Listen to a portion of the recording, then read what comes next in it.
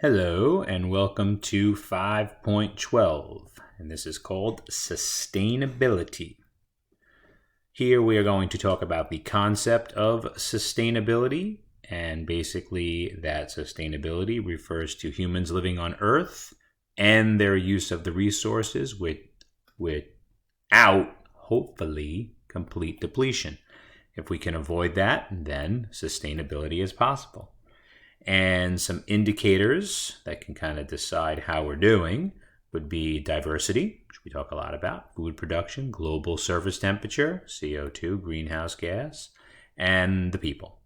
Sustainable yield is the amount of renewable resources that can be taken without reducing the available supply. So that's what we're going to talk about. And this is a quick section. So sustainability is consuming a resource or using a space so that you do not deplete or degrade it for the future. Now, unfortunately, we are very good at taking what we want now and not caring about the future, but hopefully we are making strides to not do that. And if you can use compost versus a synthetic fertilizer, which they use fossil fuels in order to be produced, that, again, is making things more sustainable.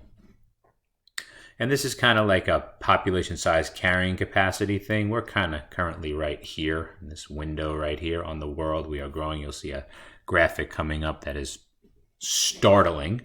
But the carrying capacity, as you know, is the size that, the population size that would happen el natural. And that if we manage our things like our harvest, we can increase that carrying capacity, which we are doing a wonderful job of here now, but that may not last forever. Maximum sustainable yield, that is the amount of a renewable resource that you can take without reducing for the future, which we talked about.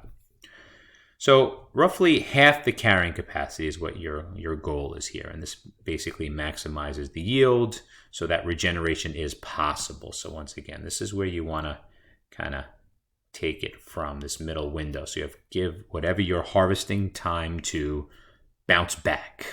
If you take too much too fast, well, it's not going to come back. And we're seeing that in the fishing industry. So what are some environmental indicators of this sustainability? And there are some factors that help us determine the health of the environment.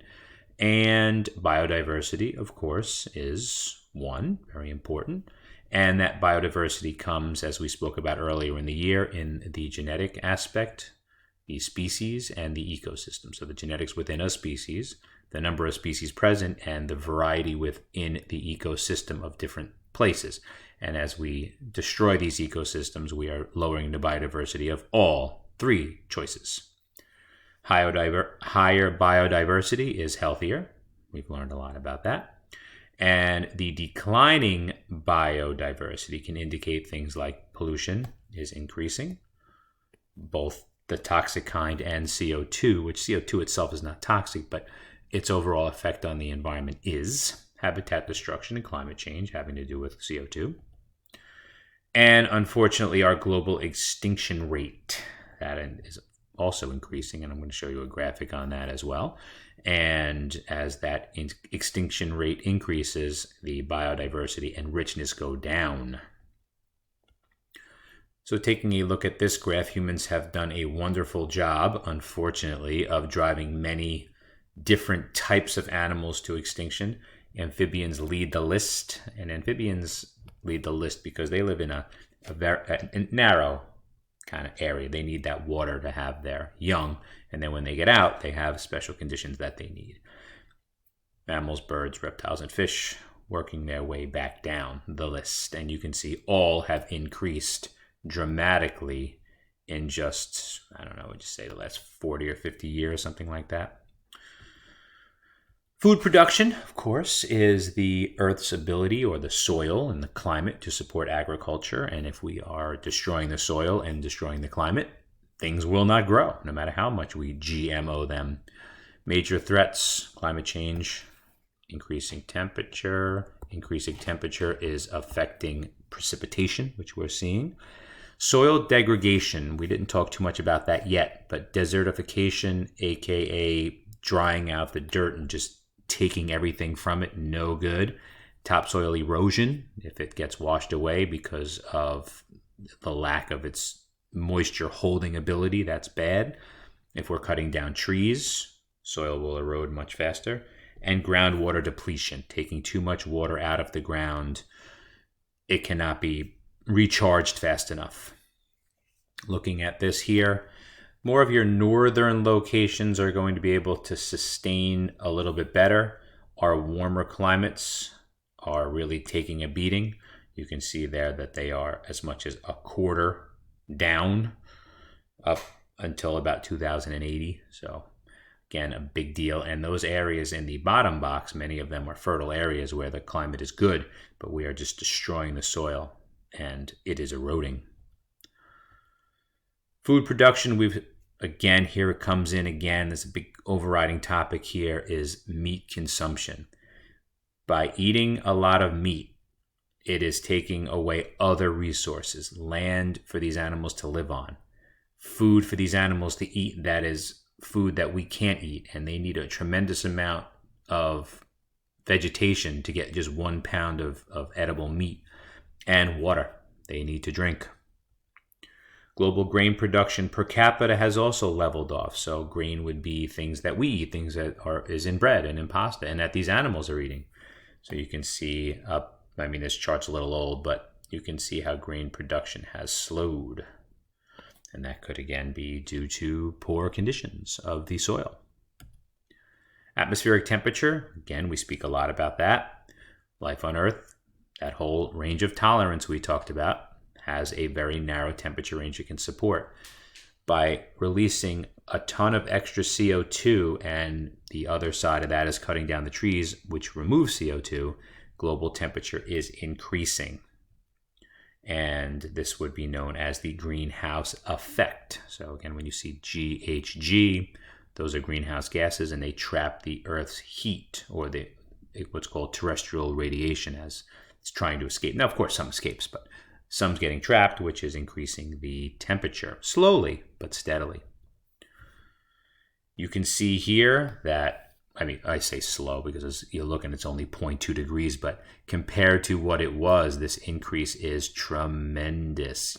You don't see it on a year-to-year basis, but over a decade or two, it is a lot. Deforestation, we again have spoke about that. You're losing the ability to hold that CO2 by cutting down these trees. If they happen to get burned, you're releasing the CO2. Also, decomposition releases CO2 into the atmosphere. Increasing the CO2 levels is, again, unsustainable, no good. It's going to dry out the land because it's so warm. It's going to destroy habitats. In some places, this excess warmth is causing more evaporation of the oceans, which is causing stronger storms, more frequent storms. Human population, as you know, as the population grows, this graphic is crazy. Resource depletion grows. And this I thought was nuts. I was born in 1974, so figure 1975. The world's population was about 4 billion. It has almost doubled since I have been alive. That is crazy. And what's going to happen in your lifespan? I don't even know. So resources to maintain this population are harvested unsustainably, of course. We're getting what we need now, and we're not worrying about the future. Not good. More paper, more lumber, more deforestation. We need to grow more food, more deforestation, taking groundwater, more travel. We need to mine more. We need to mine for the metals and things that make the transportation vehicles. We need to take fuel and oil out of the ground. This is leading to air, water, and soil pollution, ultimately destroying habitats. You can see here how deforestation, and there's that hectare again, in billions of hectares this time. Your deforestation is the purple-ish line, and that, of course, is increasing, as you can see. And human population was kind of increasing with it, and then human population is shooting up right there. Again, that is in billions. As of 2010, we are much higher than that now. So taking into account all of these things, they could provide you with a chart like this, 5 different students, and ask you about where they live, or analyzing from the data what they're all about. So here you are going to explain which student most likely lives in a highly developed country, EXU. Describe how one of the 4 categories of ecological footprint can serve as an environmental indicator. So this kind of brings in the last topic. So choose the student you think lives in the most developed country, and what are those indicators. So give that one a shot, and hopefully that was helpful.